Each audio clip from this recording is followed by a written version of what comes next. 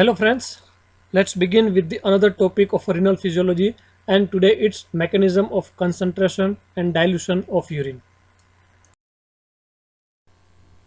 Let's start with the introductory part of the today's topic. Now you know that the primary function of kidney is to remove the metabolic waste product by forming the urine. Now in addition to that, another very important function of kidney is it is having a important property of regulating the body fluid volume and the osmolarity. Now you know that every cell in our body, for having a better function, they must be bathed in a extracellular fluid that is having a normal osmolarity. That means the osmolarity of the ECF must be maintained to have a precise function of the cell. Otherwise, the cell may shrink or they may swell depending on the osmolarity. So kidney has an important role in regulating this osmolarity. Now kidney help to maintain the osmolarity of the extracellular fluid by producing the urine with osmolarity as low as 50 milliosmoles per liter. That means a 2 hypoosmolar urine, or the osmolarity as high as 1400 milliosmoles per liter. That means a 2 hyperosmolar or a concentrated urine. That is by changing the water excretion as high as 20 liters per day or as low as 0.5 liter per day respectively. Okay, so whenever there is increase in the fluid volume, ECF volume, that will produce the hypoosmolarity. So at that time the kidney will remove the excess of the water and it will help to maintain that increased volume. Okay, and on the other hand, whenever there is a deficiency of the water, ECF volume is less and it is a hyperosmolar, at that time kidney will conserve the water. It will prevent the loss of the water in the urine by producing the concentrated urine. Okay, so kidney can produce the 2 concentrated urine whenever there is water deficiency, and it can also produce a 2 diluted urine whenever there is a excess of the water in the body. So now certain basics about the urine concentration and the dilution. So as I have told, the kidney can excrete urine with osmolarity of as little as 50 milliosmoles per liter or up to 1200 to 1400 milliosmoles per liter. Okay, now kidney is doing this function depending on the need, either concentrated or a diluted urine. Okay, but this function is done without major change in the rate of excretion of the solute. Okay, that means the kidney is either removing the excess of the water or conserving the water whenever there is a deficiency, but without change in removal of the total amount of the solutes per day. So the solutes that must be removed from the body, that will be removed irrespective of the condition, but only the kidney what is doing, either it is removing excess of water by forming diluted urine, or it is preserving the water by forming a 2 concentrated urine. Now the ability to regulate water excretion independently of the solute excretion, it is very necessary for the survival, especially when fluid intake is a limited. That means whenever there is a water deficiency. And one of the important factor that will help to maintain this, it is a antidiuretic hormone. So the rate of ADH secretion, it will determine whether the kidney will excrete diluted or the concentrated urine, that we will discuss now. So we have to discuss both these things separately, how the kidneys are forming a 2 diluted urine and when this will needed, and how the kidneys are excreting 2 concentrated urine and when that will be needed. Okay, so first let's start with the renal mechanism for excreting diluted urine. Okay, diluted urine means the kidney will excrete large amount of the urine. So kidney has a capability to excrete as much as 20 liter per day of the urine in comparison to the normal excretion of a 1 to 2 liter. Okay, so whenever there is excess of the water is present, the extracellular fluid volume will increase. That will cause a hypoosmotic fluid. So at that time kidney will remove that excess of the water by forming a diluted urine that will have a concentration of as low as a 50 milliosmoles per liter. That means the total solutes per day removal will be remain normal, but only the water excretion or removal will be increased. The glomerular filtrate initially osmolarity is about the same as that of the plasma. Okay, so here, as you know, the primary step of the urine formation, it is the filtration. So there will be no much change in the filtration. The filter will remain as it is, and the osmolarity of the fluid that is been filtered, it will remain same as that of the plasma. That means it is the same as that of the plasma without the plasma protein. Okay, but only change will be the either kidney will excrete lot of the water, or it will reabsorb the water from the mainly from the distal tubule. So this figure shows a freshwater fish or any freshwater animals who are taking a lot of the water, and that may produce the increased fluid volume in the body, but they are also excreting lot of the diluted urine, and that is the function of the kidney here. Okay, so just you can see in this figure, this is the freshwater fish who is continuously taking water via the oral cavity. In addition to that, there is also ingestion of the water from the gills by the osmotic process, or also from the certain other part of the body by the osmosis. So lot of water intake is there, but with that there will be also removal of the excess of the water by forming a diluted urine. So that is the function of the kidney. Now either to conserve the water, that means to reabsorb the water, or to excrete the excess of the water, that is will depend mainly on the function of this distal tubules and the collecting duct. Now just revise these things. Okay. Already we have discussed in the previous lecture. From here the glomerulus, there will be filtration, and then the filtration, when it is transported through the tubules, there will be reabsorption. So from the proximal tubules you can see there will be reabsorption of the water, okay, as well as the reabsorption of the solute. Both will go parallel. So there will be lot of the reabsorption of solute and the water. So as the fluid will leave these proximal tubules, it will become isoosmotic, because there is a reabsorption of both water as well as the solute parallel. Okay, but in the descending limb, there is a reabsorption of only water. There is only water. So this limb, it is virtually impermeable to the solute. So as the fluid will leave these tubules and transported in this portion, ascending portion, it will be slight hyperosmotic. But as it will ascend through the distal thick portion of this ascending limb, where that tubules are impermeable to the water but permeable to solute only. So there will be lot reabsorption of the solute but no reabsorption of the water. Again, as the tubule fluid will flow through this portion, early portion of the distal tubules, where again it will reabsorb the lot of the solute, but this portion again it is impermeable to the water.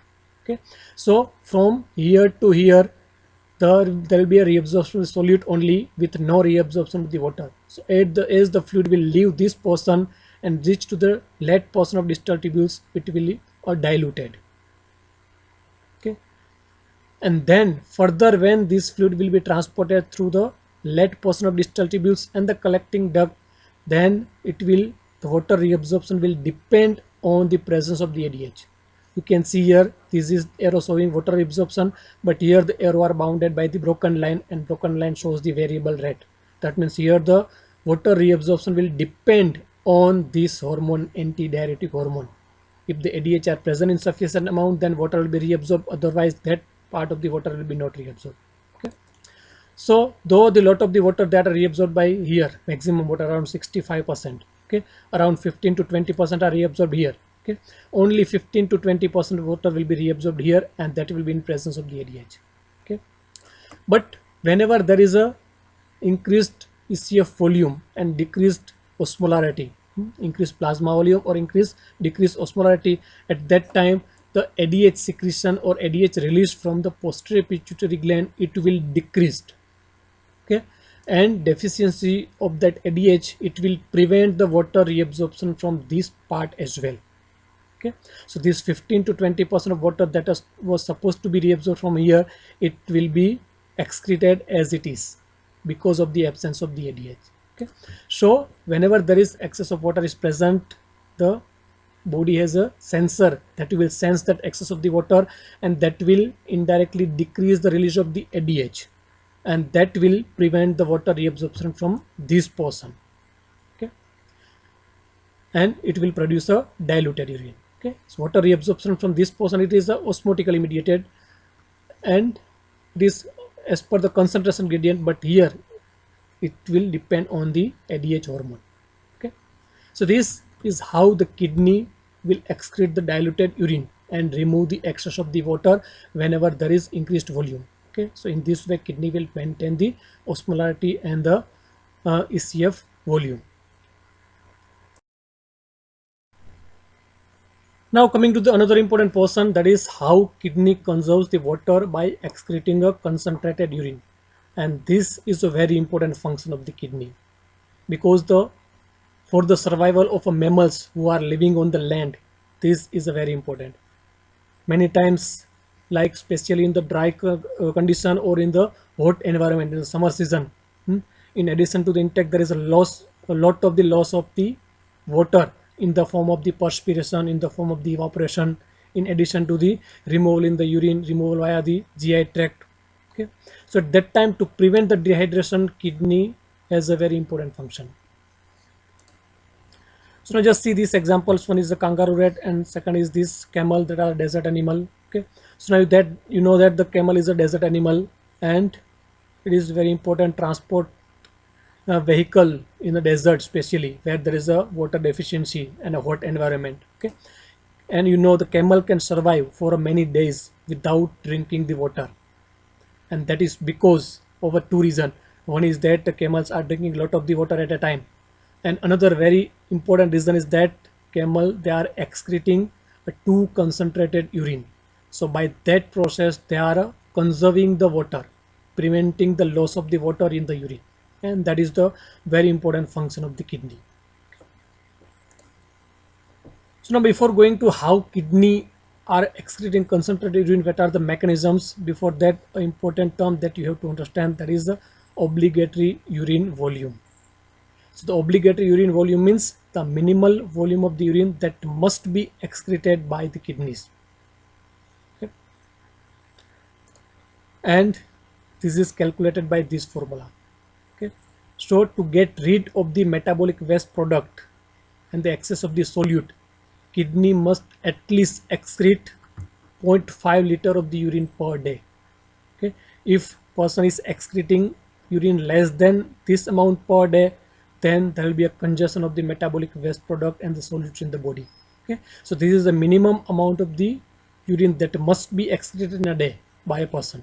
Okay, so this is calculated by these two values. One, this numerator shows 600 milliosmoles per day. That means that is the minimum amount of the solute that must be removed from the body. So daily kidney must remove this much of the solute, 600 milliosmoles the solute per day. Okay, and you know that the maximum concentrating ability of kidney, kidney can remove or concentrate urine up to 1200 to 1400 milliosmoles per liter. Beyond that, kidney cannot concentrate the urine. Okay, so keeping in mind these two terms, okay, minimum solute that must be removed by the kidney and maximum solute that can kidney remove. Okay, so 600 divided by 1200, that will give a 0.5 liter per day. Okay, so approximately 0.5 liter per day, it is the obligatory urine volume. That means at least this much amount of the urine must be excreted by kidney in a day to get rid of the metabolic waste product. Now coming to the mechanisms by which kidney can produce the concentrated urine. And this is very important to discuss in very detail, how kidney produce the concentrated urine. Okay. So there are certain requirements that must be fulfilled for having a better function by the kidney. One is the hyperosmolar medullary interstitium. The interstitium, you know, the space between the cells. So here the renal interstitium means the space between the renal tubules and the capillaries, peritubular capillaries. So the one condition for a concentrated urine, that the medullary renal interstitium, it must be hyperosmolar. That means the solutes must be more than the water content within this renal medullary interstitium. That is the one condition. Second is the role of ADH.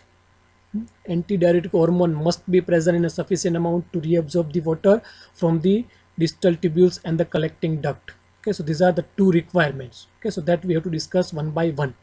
Now as far as this primary requirement, this is the primary requirement, this hyperosmolar medullary interstitium.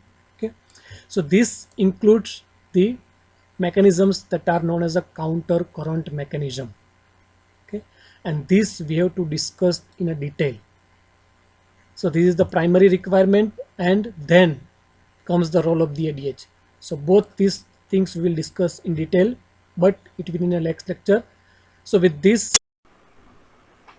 so I conclude the session on this topic for now, but we'll continue the topic in next session. Thank you.